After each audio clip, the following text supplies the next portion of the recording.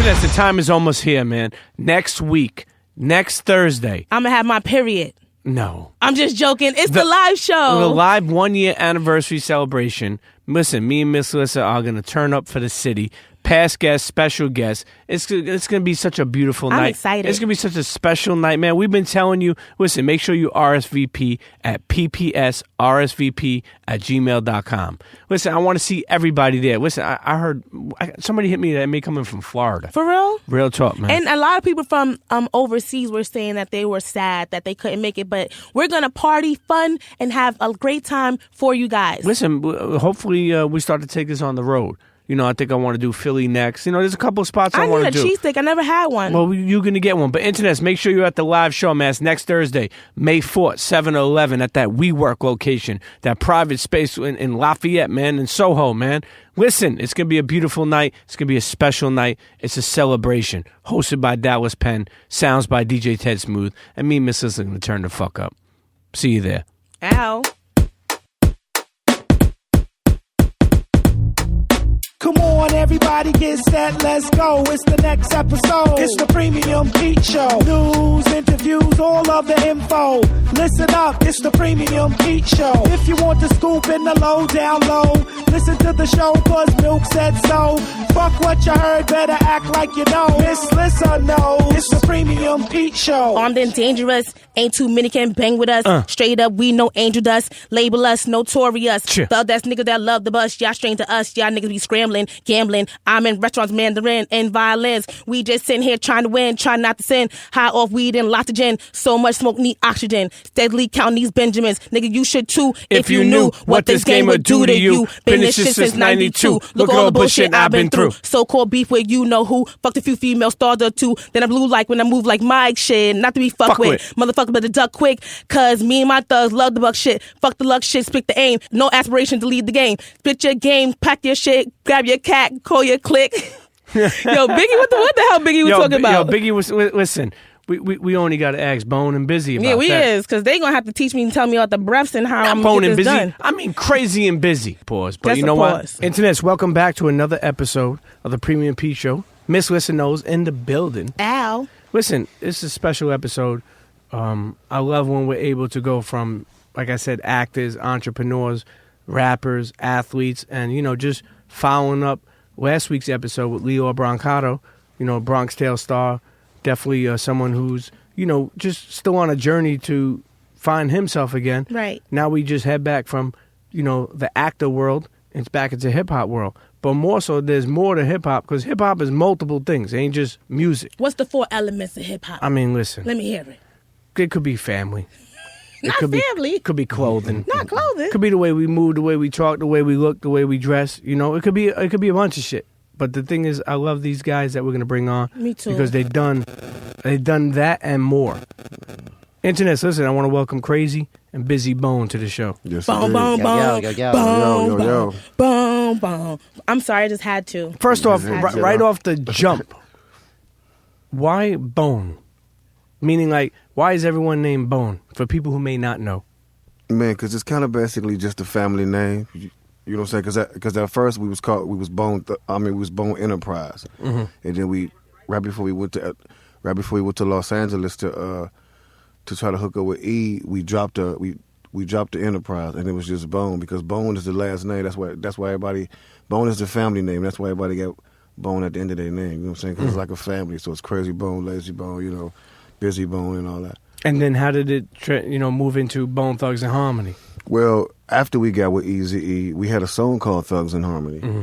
You know what I'm saying? And because Eazy was like, yo, that should be your name right there. He was like, it's y'all thugs and y'all harmonizing, y'all singing. And we was like, but, Bone is a family name. And he was like, so just be Bone Thugs and Harmony. And we was like, that's it. Mm. See, I like that. Listen, Eazy-E definitely another artist ahead of his time. Mm-hmm. Yes, who was able to see shit. And we'll get to Eazy and a lot of his involvement of what, he's been involved with you guys. But even in taking it back for Krayzie, growing up, you grew up in Cleveland. Yes. Mom and dad? Yes, indeed. What did mom do? My mother she stayed home. She could like sew real good, so she used to like sew, like make clothes for people. Like Like a Dapper Dan? Yeah. And it looked like it came out from out of the store though, like Shit. that kind. You know what I'm saying? Like she used to make our Sunday clothes. Yeah, school clothes. Well, she made school clothes for my sisters. Me and my brother wasn't having that. You know, we wanted to step out the stove. Yeah, I gotta get that Gordon Gartrell. Let mama make that shirt. Gordon Gartrell. Now, what were you wearing back in, going to school? What were you wearing back then in Cleveland?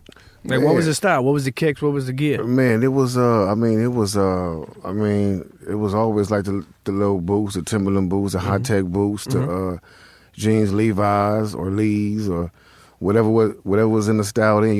They had the cross colors, the damage, all that stuff. You know what I'm saying? So that's what we was wearing. You fuck with Hilfiger? Yeah. Hilfiger, Nautica, all that. Polo, been around for years. What about you, Bizzy? Growing up, what was your outfits like?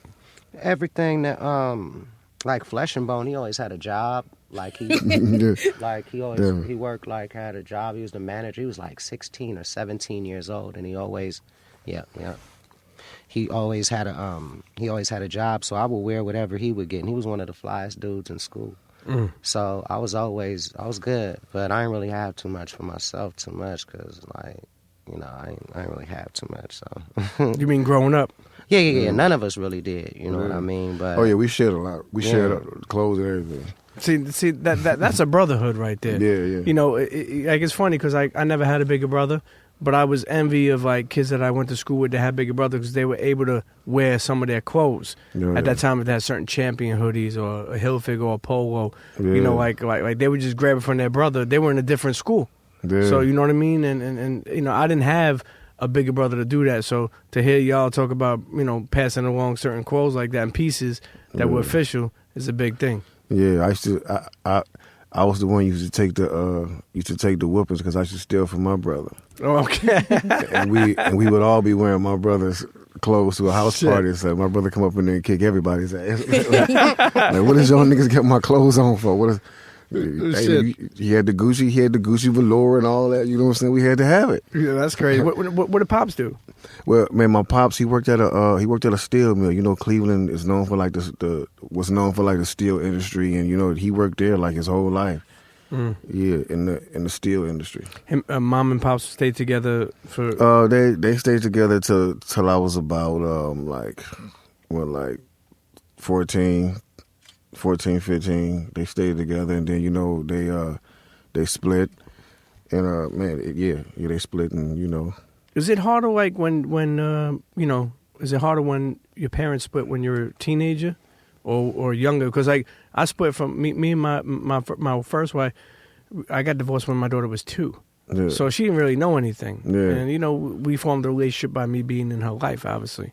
But I know some people whose parents got divorced when they were teenagers. Yeah. I think it is a little worse when you're a teenager because you're old enough to understand what's going on. You know what I'm saying? Like when you're younger, like you said, you really don't understand, and you know what I'm saying. Like you become used to it, so it's normal. But like when you're used to your parents being in the house and then all of a sudden they split, it's a little weird. You know what I'm saying? Hard to adjust to. You know what I'm saying? But it's funny because I think that people who think of Bone Thugs and Harmony or Krayzie Bone or Bizzy Bone or any other members of the group, one thing that I didn't even know is that you're an entrepreneur. Like, and what I mean by that is like, and I'll let you tell the internets, but I never knew that you had a great net worth of money. I didn't know that you had a great net worth of things that you do, meaning like you have some clothing lines and liquors or restaurants or like I didn't even know that. When I started doing the research, I was like, wow, this guy has really like surpassed more than the music. You know what I mean? Yeah, I mean, you know what I'm saying? It's all stuff that we've been, all the plans that we had, you know what I'm saying, like to do like extra stuff. And we talked about this like when we first was before we even met Eazy-E. Like we had these plans, we had like stuff that we wanted to do. We wanted to come with a record label as soon as we did our record label, More Thug Records. We wanted to come like have our own stores, clothing stores, and eventually get restaurants and places we can call our own, you know what I'm saying? And you know what I'm saying? I'm working on trying to open up a spot in Cleveland now because, Cleveland is known for barbecue, like barbecue joints. And, like, we got this one sandwich down there called the Polish Boy, and everybody everybody I take down there to give to him. Everybody always asks me about it. Like everybody in California talk about Polish Boys, you know what I'm saying? So trying to get that going, and with the clothing line, I got a store in Los Angeles, downtown Los Angeles, a clothing store. You know what I'm saying? And what's it called? It's called The Life Apparel. Okay. You know what I'm saying? And I also have a radio show that I do on Dash Radio. Nice. Every Wednesday, you know what I'm saying? It's like a radio version to where we play music.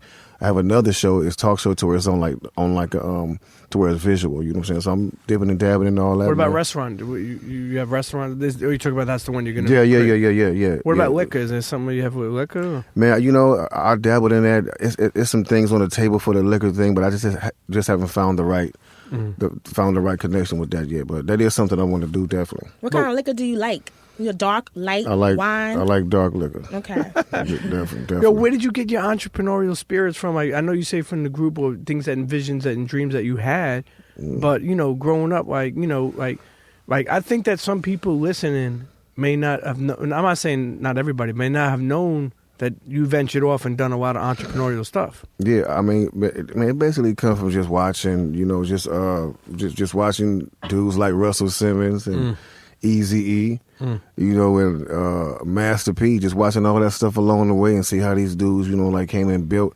They went from one thing and then, they just didn't stop there, you know what I'm saying? And just, seeing cats like LL Cool J from how he did his thing from the music to the acting and just watching all those dudes that done that, man, you know what I'm saying? It's inspirational. And, the game they give for their reasons of doing it, you know what I'm saying? It makes sense because you're not, especially these days, you're not going to be able to make a living in music, and that's it. Yeah. Right. For real, you know what I'm saying? So you gotta use your star word for what it's worth. Sometimes it's amazing too because it's like you're telling future people stuff that you didn't even know when you were coming in. Yes. You probably were thinking just a record deal was good enough. Like, yo, I'm just want to get on we want to get on. I was telling you before we went on air.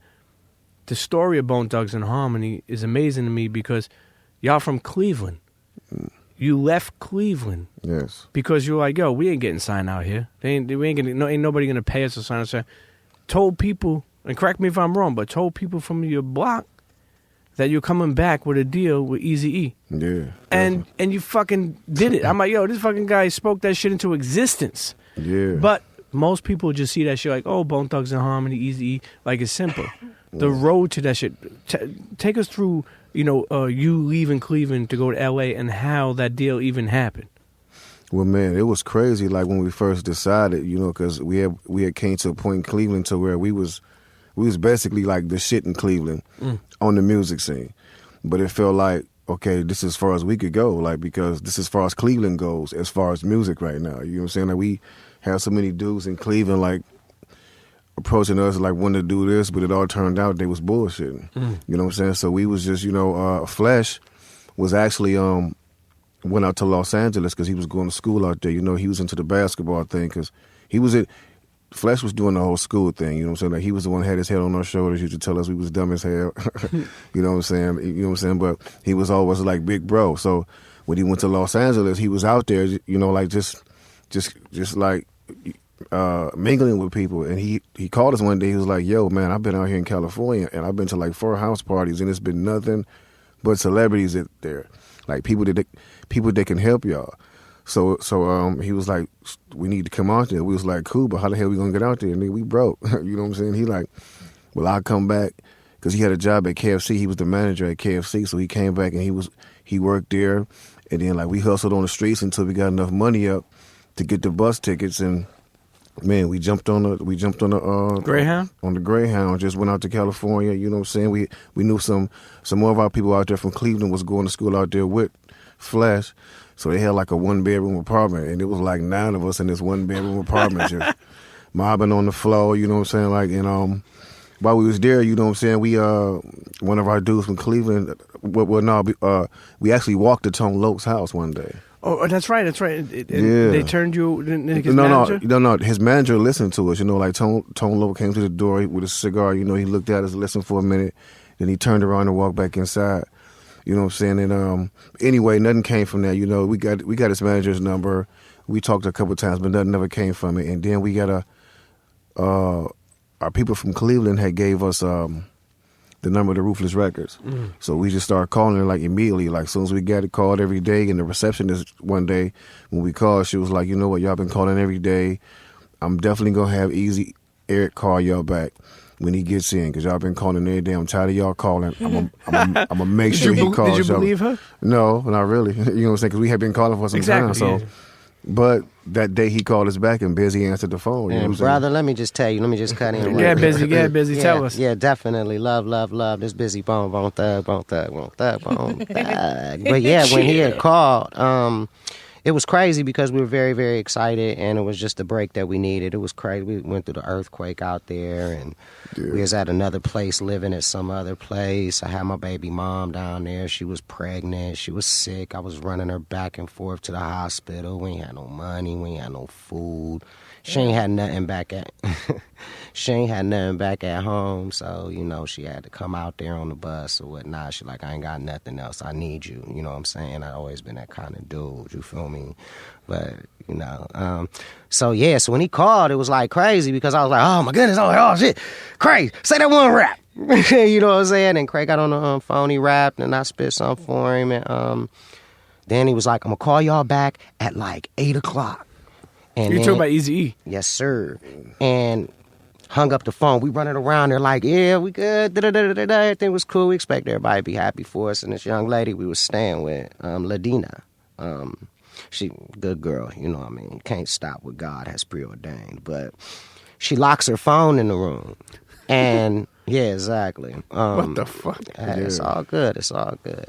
She locks her phone in the room. Her cellular? No, Nah, they this ain't time- had cell phones That's what I'm in. saying. She locking the landline? Yeah, she locked the land. No, she was it was crazy. Yeah. She was purposely trying to, you know what I'm saying? Locking landline? Yeah, most But definitely. y'all were just a guest there, so I guess. No, we were staying there for a while, and it was kind of crazy because it was like, you know, in one instance it was like you could tell they were ready for us to leave. You know, they were like, you know, all these grown ass niggas standing in my house. You know what I'm saying? It's time for these niggas to go. So I couldn't understand. I'm like, you know what I'm saying? Like, you act like you want us to leave, but then when we like get our chance we've been looking for, like you go and you close the door and you lock the door. Like I'm like, shit, you want us to stay? You know, we ain't got no problems. How did she like finagle that? Like she like kind of like, you know, Cinderella's mother, where she like closed the door secretly, and then you guys were like, oh, it's locked. No. She was like, everybody to the front for barbecue, and then she locked the door. No, the phone was actually in their bedroom. So after we got off the phone, you know, we went outside and we was outside talking. We was hyped, right? Talking about we just told her to eat, and she left the house and we didn't even know. But when we were in the house, we knew the phone was locked in the room, and we Was just it heard ring all day. Oh, we heard the phone ringing all day. We was ready to kick it in, but you know, she was probably the one calling. Yo, let me crazy. Let me ask you something. Yo, have you ever seen this girl ever again? Did she ever know that you just got put on the way you did? Yeah. I seen her again in the club, and I was balling. Like it was. Yeah, I had so much money, it was crazy. I had so much jewelry on, it was crazy. I know, you know what I'm saying. Like. And what did she say to you? She came in and she was like trying to get my attention. I was a little too tipsy at that time, and I was young. I was feeling myself. You feel me? I was like, I ain't finna talk to you. You know what you try to do. You try to sabotage my career. I'm not fucking with you. But her dude was always a good dude to us. Like, and so there's a limitation to what you can do with people like that when they got backup with them. Mm-hmm. You know what I'm saying? She, and then she got this big head dude, and we love him. You know, we love you,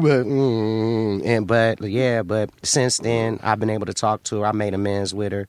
Like I was out there doing some stuff out recently with one of my children, baby Michael, and I went out there and I was like, look, whatever it is that you've done, whatever, I ain't got nothing but love for you. I just wanted to tell you that.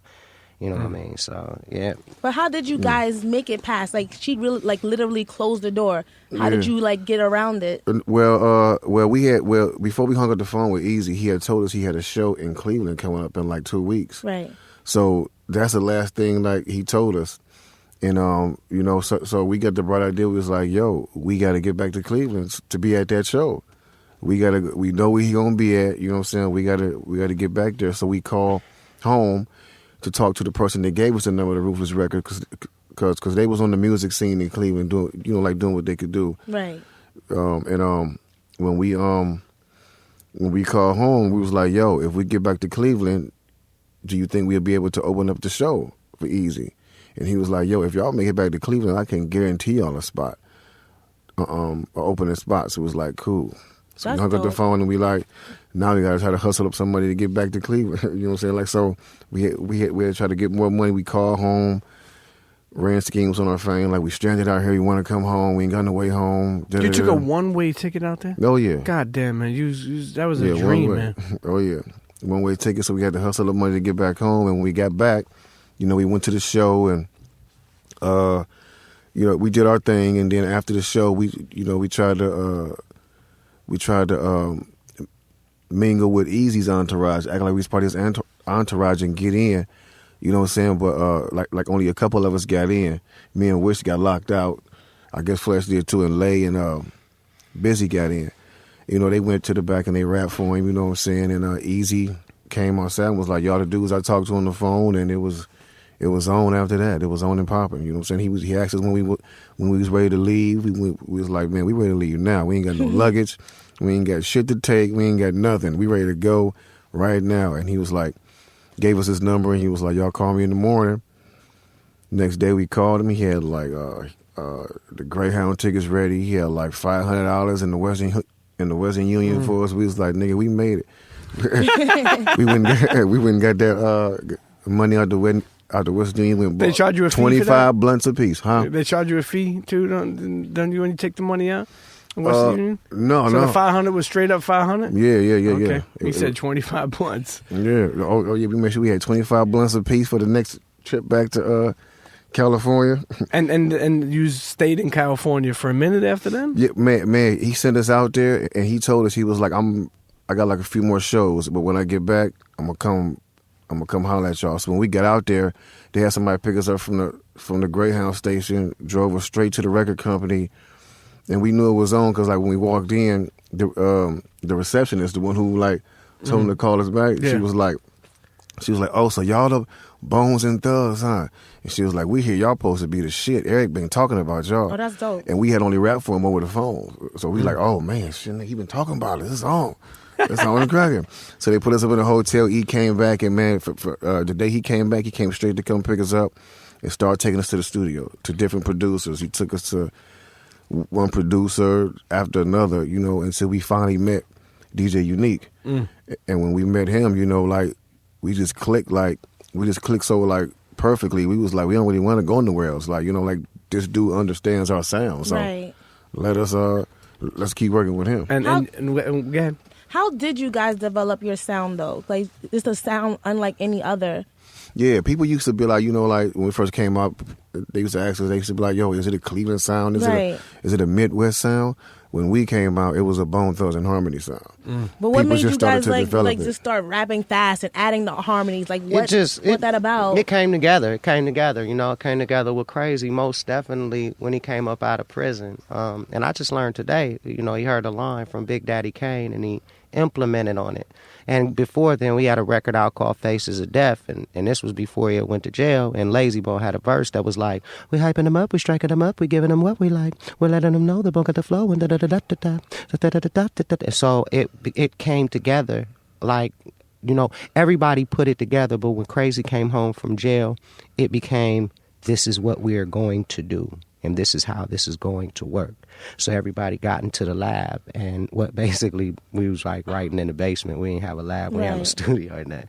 So then everybody said, "Okay, let's see what everybody has," and you know, we came up with some stuff. Yo, know? How hard is it? I mean, there's 5 members of Bone Thugs, no? Right? Yeah. How hard is it to be a group, particularly in hip hop? I mean, R&B groups don't stay together. You know how hard it is in hip, like. As a group, y'all made some really great music, man. Oh yeah. And that behind the scenes, like, how hard was that to deal with? Because even I don't know the truth of it, but didn't one member shoot another member or something like that? Yeah, man. Yeah, man. We been through, like, even before we met Eazy. You know what I'm saying? Like, we been through, like, a lot of shit together. You know what I'm saying? Like, that was. You know, like, meeting Eazy was like the middle of our journey. You know what I'm saying? Like, we was struggling like way before then. You know what I'm saying? And you know, like, just us being together at some point in time, we've all stayed with each other. You know what I'm saying? You know what I'm saying? They stayed at my mama's house. We've been at Lay's house, his father's house. Wish's mama house. You know what I'm saying? So it's like at some point in time, like we was always together. Like, so when we get into arguments and shit, it's like family shit. You know what I'm saying? Like you argue with your Brother. like you argue with your brother or your sister. You know what I'm saying? Like you fall out with them sometimes. Don't talk to them for a while. But like, nigga, I ain't fucking with you. Stay away from me. And that's just how it be. You know what I'm saying? But you get over it. You know what I'm saying? Because you be like, I mean, you know, because it's family, and we happen to have a family that did business together, and that business was a, you know, what was like our fans was demanding, like our presence. You know what I'm saying? So we had to get it together. We had to understand that we was gonna be around for a long time. We are gonna be doing this for a long time. So we might as well just, you know, just get it together. And it's great that you've seen that because, you know, keep in mind, especially like, you know, I know for a while from what I know just of Bone Thugs that even you and Bizzy, like, maybe have not seen the greatest days, you know? I mean, and then y'all powered through that, you know, because I'll be honest with you, the whole album of you coming out, I feel like that's been a making of 10 years at least. Yes, definitely. You know, and now people are going to get this album soon, right? Oh, yes. Oh, yeah, definitely. Do you have a date yet on that? We don't have an exact date, but we know it's coming in June. Do you have a name of it? Yeah, it's New Waves. Okay. Yeah, the name of the album is New Waves. Krayzie, Bizzy, Bone. Yes, indeed. Yeah. Bone Thugs, yep. How do you guys feel about people that compare you to Migos? I don't really mind. You see my face though when I said it, like. I mean, I don't mind because, you know, first of all, they getting money. That's the first thing. Little fella just did a big old deal with Bentley, you know, and did it with something that was similar to what we projected and to what we put together. So I'm flattered. I mean, you guys paved the way. I'm flattered. Oh, I mean, yeah. I'm flattered. You know, it lets me know, you know, get good business people in your life so you can implement off of what they just did and so on and so forth. That's what I'm teaching my kids here in this last leg of my career. Your son is nice with it. Look, I'm in the last leg of my career because I got to make sure I take care of these kids. You know, I'm leaving on my feet. You know what I mean? With Buscemi's on. He said, shout out to John Buscemi. Yo, let me ask you something. You have 10 kids, Biz? Yes, sir. God damn. Well, actually, I have 8 children, and then I have more because He's definitely from the South, the way you said children. Because they like the girls I was messing with, like I already told you how you know, well, I already told you that, but they had other kids and then their fathers wasn't in their life. Oh, okay. Okay. I mean, you know, I got paper. That's a good man right there. I ain't gonna just give. I ain't gonna, you know, if I'm paying child support for one, the other two that ain't eating is eating off that one, and the other two got to wear Nikes as well. Yeah, you're a good guy. You know, that's child support. That's just, you know, no, don't give me that. Don't give me that one. That one was the mama making sure that everybody was provided for. I also have 5 grandchildren. See, I had my first child when I was like 15 years old. So, and then from that point on, I just kept having babies. Like I got like 5 children by one chick. You know what I mean? And then she got 3 other children by someone else. Married? Huh? How come y'all didn't get married? I mean, I don't know. That was the one that was with me that I kept taking to the doctor that was sick or whatever. It's a long story. That's the one that had your heart. I don't want to go into it, but, you know, when somebody damaged, you know what I'm saying, and you doing repair work, you know, you find yourself in a Captain Save a mofo position sometimes. Right. You know what I mean? You don't want to marry someone that you're trying to save. So, you know, you want to, you know, stay away from that. You save them the best you can. You let them stab you in the back, politely take the knife out and have the next bitch sew your back up. God damn. Yo, let me tell you something. That was deep. That was a quote and a gem drop. Yo, Bizzy, you know, I remember your story. I remember your story even on Oprah. You know, and I think that was so powerful, to be honest with you. Like, just, you know what I really liked about that you've been through, for people who may not know, if you could just share some of that. But when you were young, you, if you can correct me if I'm wrong, were kidnapped by your mother's boyfriend? Yeah. It's like my mom just wrote a book and all this other stuff, and she about to do this little movie and all this crazy stuff. So I don't want to give too much of it away, all of the intricate, you know, meat and potato details.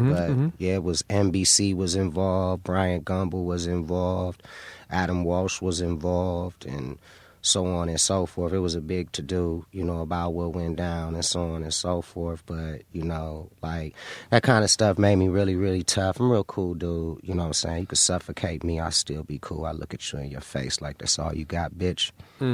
So I'm that kind of... You like Dragon Ball Z. When they hit you, it makes you stronger. I mean, when they hit you, when they hit you as a little kid, you turn into, you become a callus. Mm-hmm. You know what I'm saying? So, and then it becomes to a point to where people, you know, start to enjoy hurting you. And that's become a really cool gift. We call that lamb theory upstairs. But anyway, so yeah, definitely. That was... You guys are really deep, and you guys are really eloquent, and you speak so well. How come you never, like, went into, like, more public speaking, like, I don't know, acting more, or, you know, more, like, forums where you can speak to the youth, or, you know? Yeah, I do that sometimes. I've been, like, to Sweden, like, speaking at... Cause in Sweden, they have a school, like for hip-hop, you know what I'm saying? So I've been out there and spoke at several forums out there, you know what I'm saying, and looking to do more of that, you know what I'm saying? Please like this, do. You guys talking are to the great. younger generation. No, that's important. You're busy. Back to what we were talking about, and what I wanted to say is I really admire, you know, what you went through, and I seen that you kind of like trying to like help other people. Oh yeah, you know, lamb theory always respected. I'll be honest with you, they always respect stuff like that. The tragedy to triumph. I'm listening, sir. Yeah, no. Let me ask you something. Did you ever go to any type of therapy or sat down and spoke to anybody? Yeah, the first. Now the reason why I asked that for is because I'm thinking about the therapist. He was a fruitcake. I ran a mental game on him. I ran him in so many circles because I knew what he was trying to get at. You know what I'm saying? Like, he didn't think I knew that he went into my past to find out what was going on because everything documented.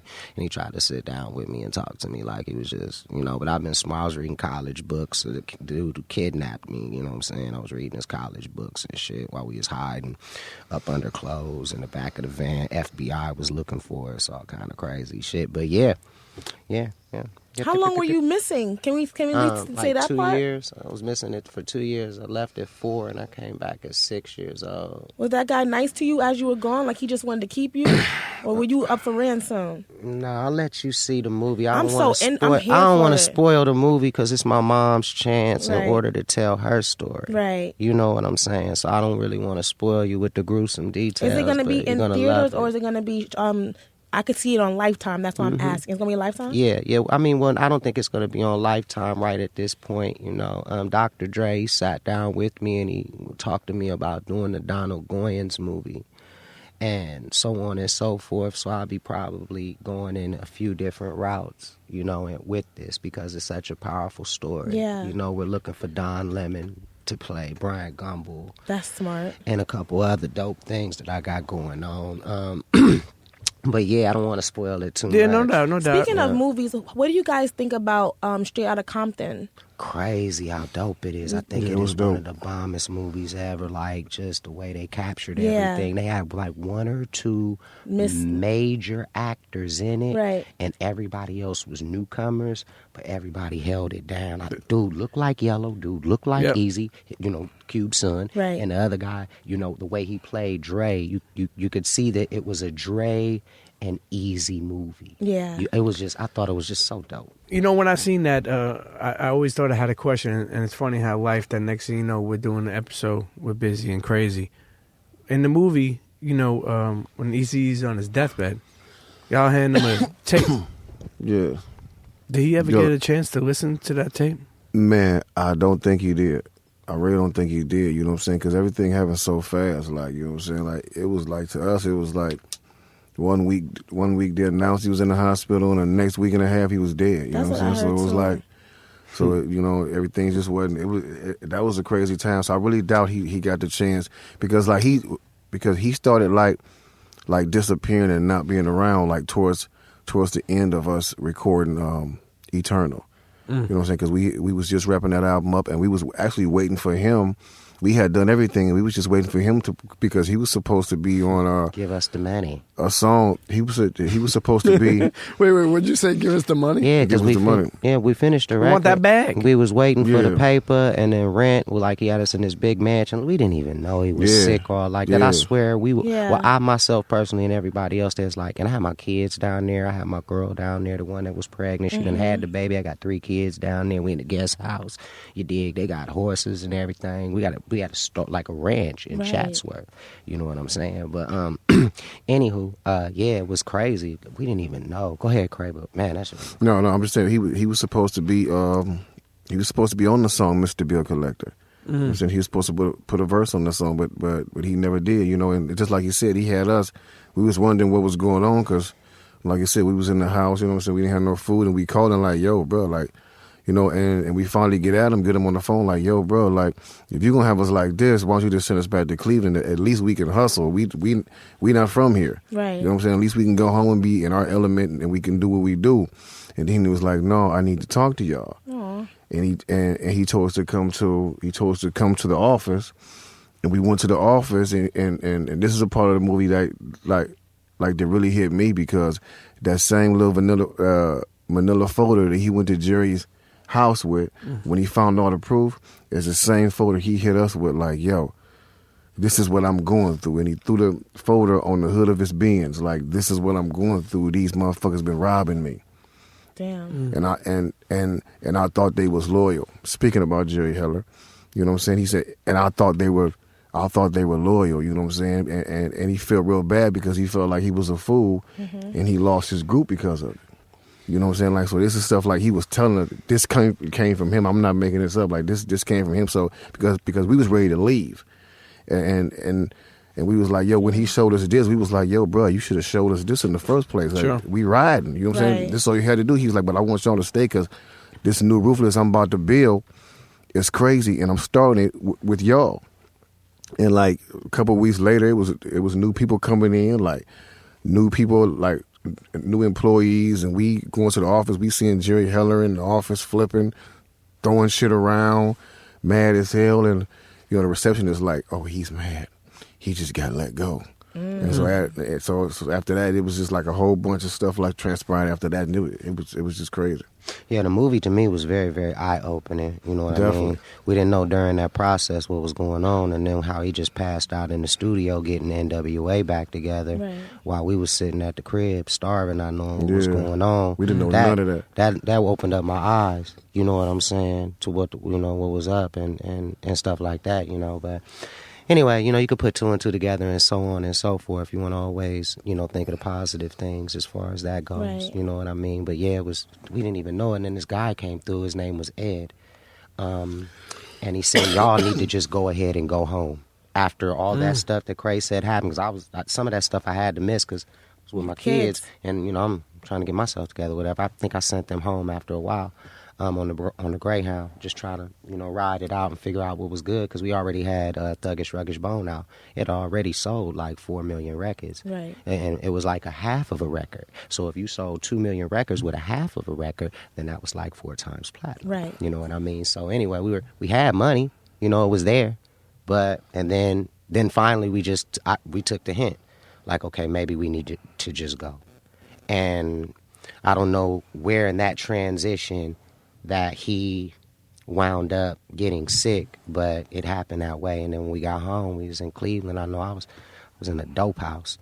Damn. You know what I'm saying? Doing, whatever. But, and that's how I heard what had happened. And I was like, they would showed him on TV. That's when I was like, damn. There are a lot of speculation and rumors, conspiracy theories, what have you. Like even, what's his name? The crazy guy from Death Row. Suge Knight. There's like 5 of them. His ass. He's even went on record and said they Eazy-E'd him and said that meant taking a needle and injecting someone with a disease. So do you guys feel like that was a setup maybe, or do you really genuinely feel like he wholeheartedly just had a real sexual I'm gonna be honest with you real quick before Cray, for 1 second. I think that when people die, that sometimes it's just something about humanity to where they want to eat that cream pie. Right. They want to act like that they had something to do with it. Right. I don't know what's up with it, but I guess it's some old school eating type stuff, good and bad, yin and yang, all that other stuff. But but I just think that people just sometimes say that. It's very difficult to decipher, but I don't think anybody would say that. Right. Like after the fact, like 7, 8, 9, 10 years after the fact, and incriminate themselves. No, I seen the video of him saying this. And I mean, I heard about that, Okay. but I think that Tamika has a gang of lawyers. Okay. His kids and so on and so forth. I think when you say something like that and there are no repercussions, I think it's that. Okay. You know what I mean? You know what I mean? But I do feel like because I've spoken to his to his offspring about it, and they feel like an ill kind of way about it. Right. Just like I felt the ill kind of way. And all I'm gonna say is I'm not gonna point no fingers. And all I'm gonna say is, you know what I'm saying? There's a difference if you're about to die from full-blown AIDS. And if you have HIV, because you can have HIV and you can still look just as normal as anybody in this room. But if you're going to die from having full-blown AIDS, like everybody else I've seen die from full-blown AIDS, looks like they're about to die from full-blown AIDS. Just like if you're about to die from stage 4 cancer, you're going to look like that. You're not going to be walking around looking healthy like you still, like Eazy was a big dude up here. You know what I'm saying? And that never left. Right. And, the fact that nobody else, everybody know Eazy-E slept around with a lot of women.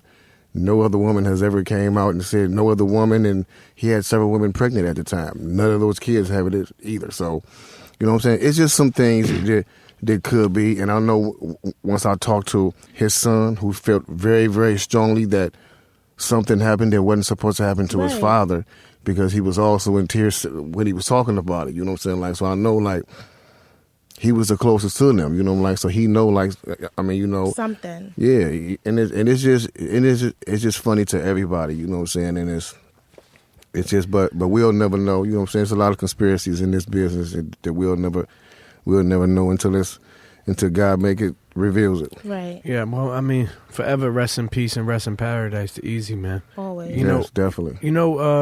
When he passed, how did I know Jam Master Jay came in and started mentoring you guys?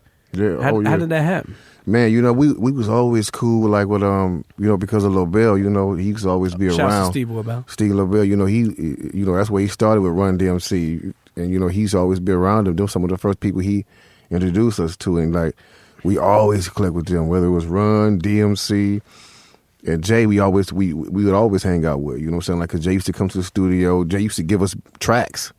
Dope tracks, you know what I'm saying? And we just started hanging around him, and he would talk to us about different stuff, about taxes and the industry, how it is, and who to fuck with, who to not fuck with. He was a real dude, man. Yeah. Rest in peace to another legend. Yeah, you guys were surrounded by so many legends. Like, y'all are like the only group in the history of hip hop that work with Jam Master Jay, Eazy-E, Biggie, Tupac, and Pun. Like, and Phil Collins. Yeah. Yo, actually, you know what? Let's take a break. Come back and go over that. Let's take a quick break. Listen, internets, grab your bones. Or if you boning, stop boning. Yeah, and some chicks, grab your thugs if you want to grab some thugs. Or fix them into a nice guy. Listen, these are nice guys. They're not thugs. Grab yourself some water, put a little lemon and lime in it, and don't go nowhere. We'll be right back. Internet, you listen to the Premium P Show with Miss Listen Knows, Krayzie and Bizzy Bone in the building. And Lissy Bone. Ow, bone, bone, bone, bone. Chitcha. Yo, what's up? This is me, DMC, in the place to be. And y'all know how it goes. The only place for DMC to ever be is right here on the Premium Pete Show with the one and only Miss Listen Knows. Internets, we've been telling you for the past couple of weeks, man, next week, next Thursday, the live Premium Pete Show anniversary 1-year celebration. Costume changes by Miss Lissa, as you know. That's right. Okay, new wigs. Listen, sponsored by UN Athletics. Shout out to UN Athletics. Listen, they're always doing a bunch of shit. I fuck with them. I love their collaborations. They just had one with 2 Chainz. Go to unathletics.com. Check them out. Listen, shouts to Bel Air. Bel Air dropped a box, okay? See? Bel Air dropped. Listen. Okay, internets, you come through for some spirits. Do they call them spirits? Yes, I know I do. Listen, internets. PPSRSVP@gmail.com. Again, the email to RSVP is PPSRSVP RSVP@gmail.com. Let me just keep it real. Let me keep it real with you. Keep it real with them. Okay? The night is going to be special. It is. Past guest, special guest. Me and Miss Lissa, okay? And the point I'm trying to make is it's going to be a special night. You know why? Because we're going to take you through the anniversary, the year that made this show. And people are going to laugh. So be prepared to laugh and be prepared to just enjoy some realness and learn something. Listen, I'm not asking you to come to the live show so we could just come there and fucking worry about us.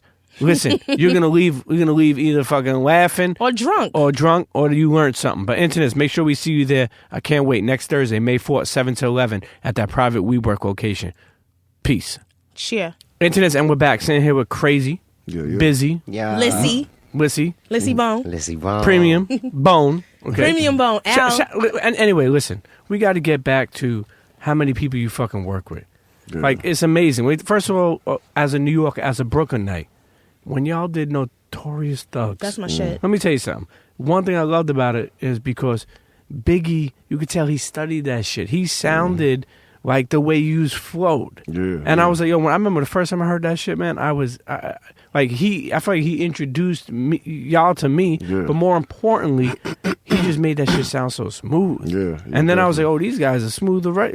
Like it was, first of all, tell us how that even went down. Well, that came up, man, we was all out in Los Angeles, like chilling. We had just, we was actually working on our album, The Art of War. Okay. And classic. Yeah, you know what I'm saying? And it's crazy because we was at the hotel chilling, and Lobel called us, and he was like, yo, Puff is out here, him and Big out here, and Big is closing up his album, and he want to get y'all on it before he shut it down. So we was like, man, shit, say no more. Give us the address. We there. So we jump up, go to the studio, you know what I'm saying? Puff, Stevie J had the beat laid out.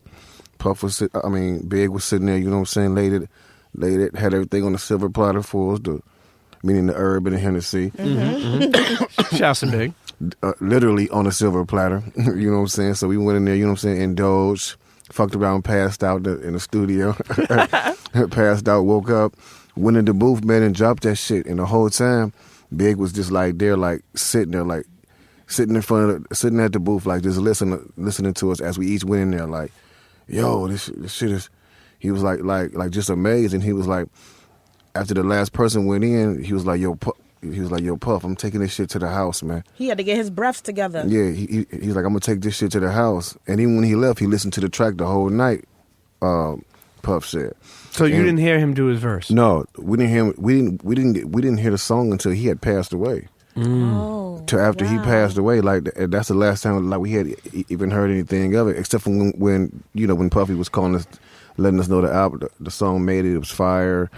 You know what I'm saying? And yeah, man, but it was crazy though. You know what I'm saying? Like we didn't get to hear it until after he passed away. So it was crazy. Yo, Biz, you were gonna say something? Yeah. When he was saying that, I remembered that Puff said that, or excuse me, Mr. Combs said that. Yeah, because he changed his name like 4 times. He did. He said that Biggie didn't write his stuff. So when he just said he listened to it all night, right now I just envisioned, I'm like, damn, he was writing it in his mind the whole time. Yep. I'm like, wow, that is amazing. That whole rap.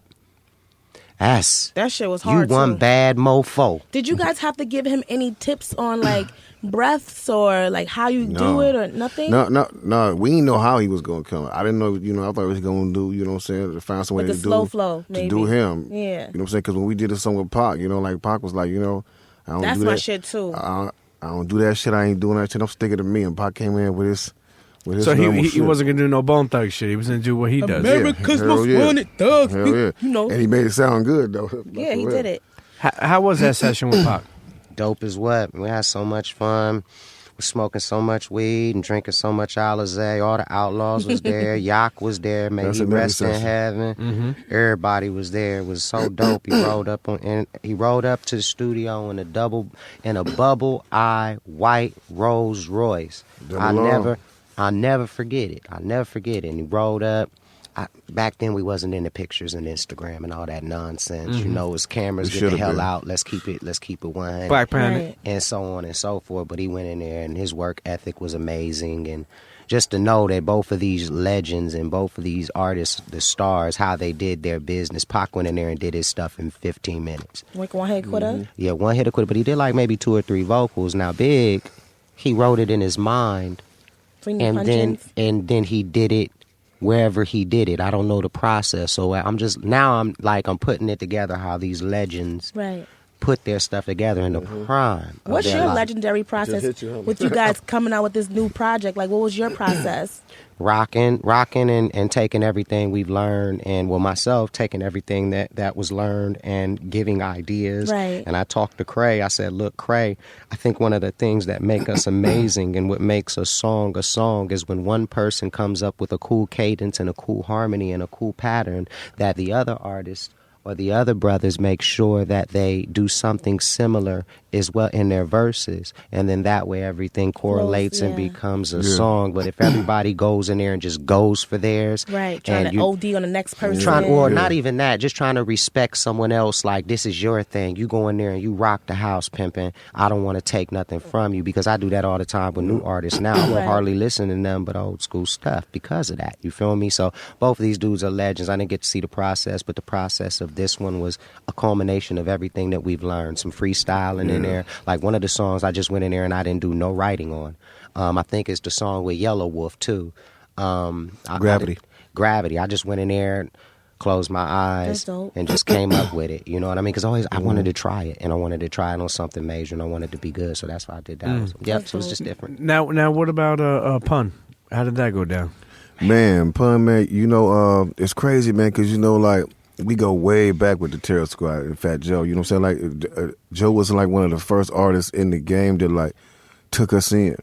When we first got signed, you know, like, to Relativity, and Steve brought us to New York, you know, that was the first person he took us around, like, them and Jam Master Jay. And, man, like, we was always around them. Like, they would take us to go eat, you know, because them niggas love to eat. Sure. Them niggas would go take us to go eat, you know what I'm saying? Then we would, like take us to all the spots in the Bronx, you know what I'm saying? So when we had a relationship with like Pun, like we knew Pun when nobody else knew who he was.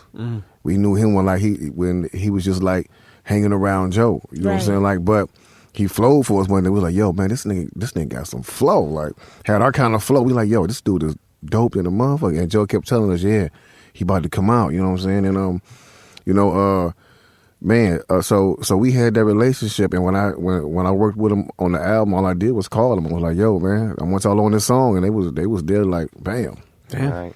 That's dope. We gotta keep on going down the line. What's Phil Collins? How did this happen with Phil Collins? Oh man, so Phil Collins, I was actually in the studio working, man, because I'm always in the studio. Like I record just to record, you know what I'm saying, just to do it. So I was and I love like experiment with old songs that I used to love. So what I used to do was I would keep their hook, and I would make an instrumental out of it and just do verses. So I did this song one day, but for some reason I only put one verse down, and I had the song for a long time thinking like this is never gonna get cleared, so I never presented it. So I was in the studio, we was working on the Thug World Order album, and I was playing it, and Tamika heard it, and she was like, "What's that?" And I was like, "That's a song with Phil Collins." She was like, "That sounds like a Bone song, like a Big Bone song." I was like, "Yeah, but can we get it cleared?" She was like, "I don't know, but everybody needs to record it." And then, you know, like we all recorded it. And then at the time, we had a manager that just happened to be cool with Phil Collins' manager. Crazy. Just crazy. You know what I'm saying? So he got at him, and you know what I'm saying? And then when he came back, he was like, "Yo, Phil wants to hear the song." So he was like, "Oh shit, okay." So we sent it. It took like 2 weeks, and he came back and he was like, Phil's like, "Yeah, he likes the song and he's going to clear it." So we was like, "Oh shit." And you know, that was the first time him ever like clearing anything hip hop That's so dope. for his stuff. You know what I'm saying? That's crazy. I mean, I'm a big Phil Collins fan because I like, you know, hip. Like sometimes you gotta like change different music to get different mindset. Yeah. Like sometimes I'll just listen to Pink Floyd, Sometimes I just listen to Hall and Oates. Yeah. I mean Hemi Hall and Oates. Yeah. But yo, you also did a song with Bob Marley. Yes. How indeed. the fuck did that happen? Man, you know, we've been back in the day, man. You know, they reached out to us. I was dealing with a cat by the name of Big John. Used to work at what was it? The publishing company back in the day, BMI, something like that. And he called me. He was like, I got a project. You know, they're doing a remake of some of Bob Marley's songs, and he was like, everybody's like redoing one, the big artists of that time. And he sent me the song, and I was like, yo, I definitely want to get on this. You know what I'm saying? So I went to the studio with him. You know what I'm saying? And the relationship began right there at that time. So I've been in contact with them the whole time. Well, I'll tell you, man. Listen, it's just really special when you hear some of these backstories to what you guys have done. You know, sometimes we don't get a chance to look at what's accomplished. You know, when you're on this journey for what, 20 years? Yeah, 23 years. You know, yes, indeed. Even when you think about something like winning a Grammy. Yeah. You know? Think Crossroads, you know? I mean, you think about how is that feeling to win a Grammy? Like, I asked football players, how was it to win a Super Bowl? So, how was it to win They ain't even invite us there at first. Really? But he's like, let me really tell you. Yeah. And that's back in the days. Like Jay-Z and them, they boycotted them for a second. You know, we didn't go as far as that. Because, we were thugs, so it's kind of cool for them not to invite us. And then for us to still win and stuff like that. But it was a major accolade. Brother was bragging to his their parents or whatnot, and so on and so forth. So, when we won that Grammy, it was like, you brothers are on top, and everybody respected us more than our cars, more than our whatever we had. That Grammy, it just did something to our career to where people looked at us like, okay, you guys are here to stay. It's solidifying. That's a check. Yo, speaking of Jay-Z, is this a story back in the day that you battled him in a freestyle? Is that true? Yeah. Where'd that happen and how'd that go down? At Atlantic City. I was messing with this guy named Kermit Henderson at Doll's Rapid Creations. He put out our record Faces of Death, one of our first records when we was younger. And he basically kidnapped me and brought me up to Atlantic City first and then Canada. And they was like at a hip-hop convention, and Jay-Z was in there, and they was battling. We battled for like $35. I said, the rap that Krayzie Bone said to Eazy? To Eazy, and he was like, I've never heard nothing like that before in my life. Just take it. So Jay gave you the $35? He just gave me the $35. I went outside with these two cats from Brick City, some group call themselves Brick City or something, and we bought some weed and we smoked it up, and then I drove to Canada after that. Wow. Yo, I tell you one thing, you got to have a lot of respect for dudes out of Cleveland, empty pockets, grab a one-way fucking ticket to L.A. with hopes and dreams. That's all the fuck you had. Right. Was hopes and dreams, and come back and to be sitting here. Honestly, Craig, 23 years later, sitting here talking about the fucking journey. Yeah. 23 years later, what have you guys learned? Like, what is like the greatest life lesson that you have? Man, it's just to just to enjoy life, and like don't. I mean, I love like what we've accomplished, and what I'm saying, but just learn, like everything that comes with it. Like just chill out on that. Don't go so hard on the lifestyle. Right. You know what I'm saying? Because it is what it is. You know what I'm saying? And to me, I mean, y'all still look good. Y'all still looking young. The melanin still looking good. The braids and that's is a right. blessing. And that's a blessing. Yeah. You know what I'm saying? So, and I don't know how that happened because we did indulge like a motherfucker. We indulged in the lifestyle. We definitely did. You good, Krayzie? I know you were dealing with some type of health issue at one point. Yeah, Is everything okay? Yeah, man. I had this thing with my lungs. It was a autoimmune disease called sarcoidosis. You know what I'm saying? And it just came like from the blue. You know what I'm saying? It just came out. Bernie Mac had that. Yeah. Like a lot of celebrities dealing with it. Tisha Campbell, Bernie Mac. You know what I'm saying? And yeah, man, it just came out of the blue. But I've been on medication. I got like 3 more months of medication left. So I'm good. You know what I'm saying? I'm good now. But at first I was like really going through it. No, we're gonna keep you in our prayers and make sure you stay healthy. Because listen, health you don't learn till you later on in life. Even that how much health is important and health as well. Like growing up, I just wanted to floss by how my appearance was. Now you realize you got to floss really the teeth. Now, exactly. that too. Real. But even now with this single, What's the name of the single that you got out? It's called Coming Home, featuring Stephen Marley. Look at that. You're going from Bob to exactly. Stephen Marley, you know? Exactly. Now, this is going to be on the album that's dropping in June. Yes. Right? Definitely. Listen, I think like a lot of people, like I said, this is 10 years in the making. Yes. A lot of people have been waiting for this album for a minute. Yes, they thought indeed. you and Bizzy and Slapbox and forgot about each other. Yeah. Now y'all back, you know, ready to make this, you know, not real talk, ready to make this happen, you know? Yes, indeed. I remember our first fight me and Cray had when we were young. We had we didn't have enough money to go and finish the finals up at the Ice Cube thing. And we got drunk, and we were rolling in the middle of the street, and Lazy was just looking at us, laughing like, y'all are so stupid. And drunk as hell. I was drunk as hell, but it was the funniest thing. It was one of my fondest memories. Just when you said that, it just made me chuckle. Although it's just you two, are everybody else in good terms? Good, like, Yeah. good Yeah, Lay and standings? them rocking. I just seen Lay doing this Houseboys project where he getting his little brother Stu up and running. Stu just got out of prison. He was in prison down there in Long Island, Nantucket or something like Right. that for about a year and a half or something. And so yeah, he doing good. And you know, Big Wish, you know, he the bread, the butter, the heart, the soul, the cranberry definitely. sauce, the stuffing, the turkey of Bone Thugs and Harmony. Yeah. You know, Big Wish, he got the mansion, the Harley, and all That's that so stuff. Yeah, Yeah. We talk, man. We still on the road. Matter of fact, we doing Coachella Friday, Oh, really? and we doing the Forum out there for Crush Groove show out in California. So No, it's timeless. Listen, always. you know, it's great to see, like I said before, it's great to see people when no money in their pockets, a hope and a dream, come back and then, you know, like I said, turn into something. But Yeah, more importantly, become timeless. People Yes. who listen to Bone Thugs, some of those songs are timeless. yes, definitely. And think about it, y'all still have a career 23 years later. Yeah, man, that's real. Shit, you know, any regrets? Man, no, none at all, man. No regrets. You know what I'm saying? I think, you know, everything that came my way, good or bad, was a learning lesson. Whether it knocked me down or picked me up, you know what I'm saying? It was a learning experience, so I don't regret nothing. What about you, Biz? I would have drank more water in the early stages because I know that water is a healing device. But that's the only thing I regret: not drinking as much water as I should. Yeah, you know, What's the name of the new project? It's New called Waves. New New Waves. New Waves. Yes. Yes. And we all gonna see all of the members on some tracks. That's the Oh, title yeah, track, definitely. most Okay. definitely. And Yeah. then we got one with Ruthless, where some of the members are on too, Yes, where we indeed. kind That's so of. dope. Oh, Yeah, yeah. it's great. It's It a great definitely record. involved. Great record. You know what's crazy too, even with something that really, you know, I remember about you guys, just loving hip hop and loving Bone Thugs. You know, it's funny because when I think about like Crossroads, you know, I think about how I couldn't appreciate that song when I was younger.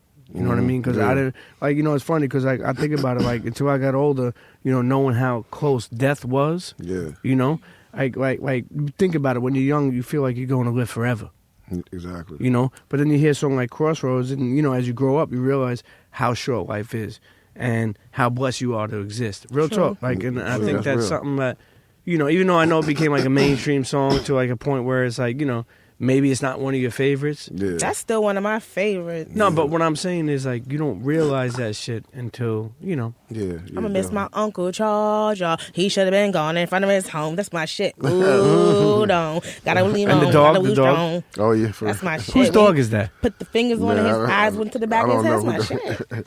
I don't know. Whose dog is that?